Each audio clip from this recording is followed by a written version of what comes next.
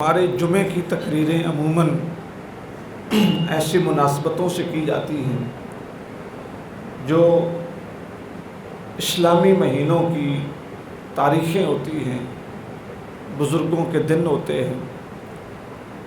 تو اس کا ایک نقصان یہ ہے کہ جو چیز ہمیں ممبر سے ملنی چاہیے وہ نہیں ملتی، اور ہم کما حق ہو اپنا دین حاصل نہیں کر پاتے۔ مثلاً میں ایک گزارش کروں، ابھی پاکستانی سیاست میں ایک ہلچل بنی ہوئی ہے، ووٹ آف نو کانفیڈنس کی ایک موومنٹ چل رہی ہے کہ عدم اعتماد لایا جائے۔ حقیقت آپ کو بتاؤں، شاید سب لوگ میری اس بات کو پورا نہ سمجھ سکیں، تو یہ جو عدم اعتماد ہے در حقیقت یہ ممبر رسول سے بیان ہونا چاہیے کہ کس وقت کسی شخص پہ عدم اعتماد ہونی چاہیے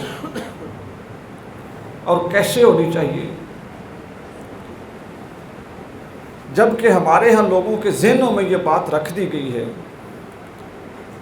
کہ اگر ممبر رسول سے کوئی بات سیاست کے متعلق ہوئی تو حرام ہو جائے گا، جس کا نقصان یہ ہوا کہ ممبر اور سیاست بہت دور ہو گئے۔ اقبال رحمۃ اللہ علیہ نے ارشاد فرمایا ہے کہ جدا ہو دین سیاست سے تو رہ جاتی ہے چنگیزی۔ اگر دین اور سیاست الگ الگ ہو جائیں تو پھر کیا ہوگا؟ پھر چنگیز خان کا قانون رہ جائے گا۔ دونوں کو سمجھنا ضروری ہے۔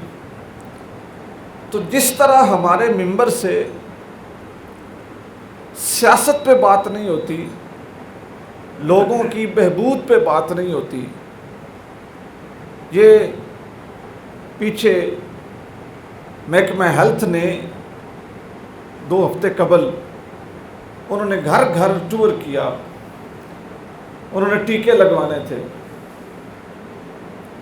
لگوانے تھے بچوں کی صحت کے لیے۔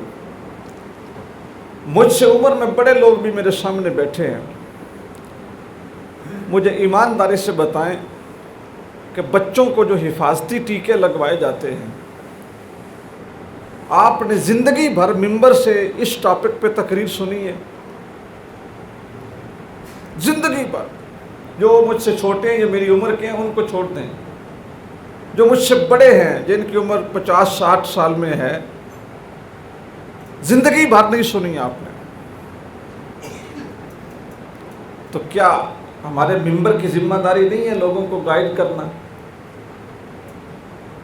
جب بھی پولیو کی اسکیم آتی ہے تو ہمارے کئی بیک ورڈ علاقے ہیں، وہاں پہ مائیں بچوں کو چھپا لیتی ہیں، پولیو کی ٹیموں پہ فائرنگ ہوتی ہے، ان کو ساتھ 2 پولیس والے لے کے جانے پڑتے ہیں۔ دوستو، دین صرف یہ نہیں ہے کہ آپ تسبیح پڑھنا سیکھ لیں، آپ نماز پڑھنا سیکھ لیں، اور آپ پاجامہ پہننا سیکھ لیں، آپ دائیں ہاتھ سے کھانا کھانا سیکھ لیں۔ دین صرف ورد وظیفوں کا نام نہیں، دین معاملات کا نام ہے۔ ان معاملات میں سے ایک اہم ترین معاملہ شادی ہے۔ جب نوجوان شادی کی عمر میں آتے ہیں تو ان کے نزدیک شادی ایک لطف لینے کا نام ہوتا ہے۔ وہ سمجھتے ہیں کہ مجھے نئی نویلی دلہن ملے گی اور میں اس کے ساتھ انجوائے کروں گا، اس کی خوبصورتی اور اس کی باتیں اور اس کے جسم کا لمس، وہ سارا کچھ مجھے میسر ہوگا، اور وہ اپنے آپ کو خوابوں کا شہزادہ سمجھتا ہے۔ یہ بات کان کھول کے سن لو کہ شادی صرف جسمانی سکون کا نام نہیں، شادی ایک ذمہ داری کا نام ہے۔ شادی زندگی کے ایک عملی سفر کا نام ہے، اور یہ ایسا سفر ہے جو یہ ثابت کرتا ہے کہ وہ شخص جس کے ذمے ایک خاتون کا نفع اور نقصان لگا دیا گیا ہے، اور ایک ایسا شخص کہ جس کی تابعداری اللہ کے بعد اس خاتون کے اوپر فرض ہے، یہ شخص اس قابل ہے کہ یہ اپنی زندگی بھی اچھی گزارے اور ایک عورت کی زندگی کی بھی ذمہ داری اٹھائے۔